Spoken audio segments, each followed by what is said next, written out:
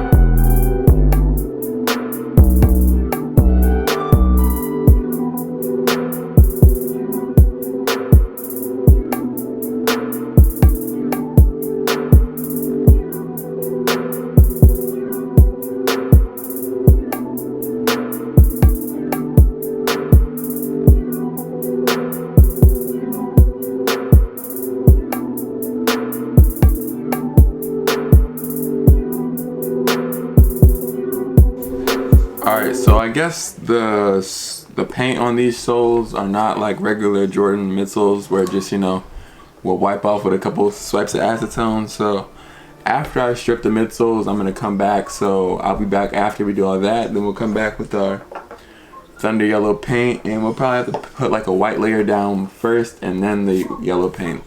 So I'll be back.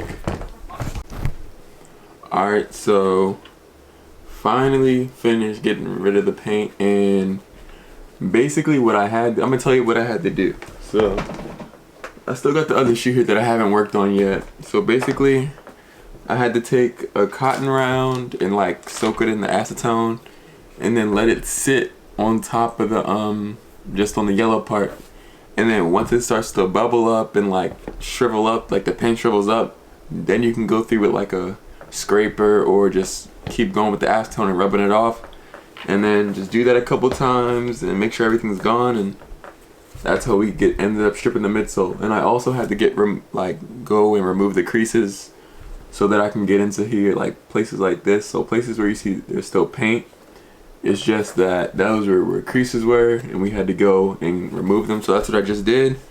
But first what we got to do is we got to go in with our flat white on the black, you know, a little light layer of flat white, and then we're gonna go in with our thunder yellow, and then we're going to take it from there. So let's go.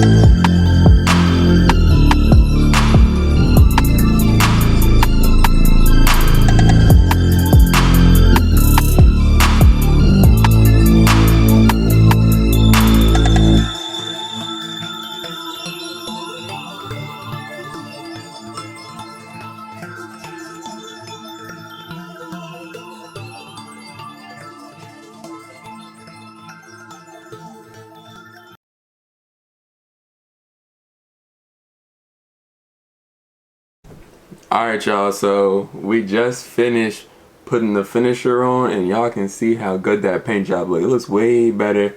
But I'm gonna pull the other one out.